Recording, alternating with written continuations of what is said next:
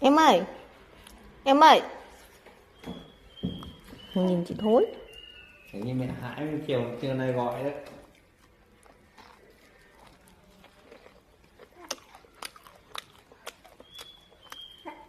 Số mạng.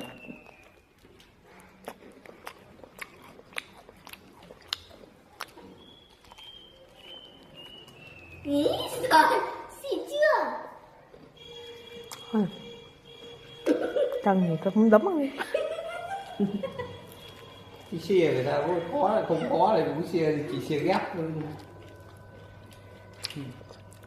Cái bữa nãy còn đến chụt cho cây xìa nơi còn nơi. Có khó không khó là chả thằng nào làm cái xìa mà không có khó.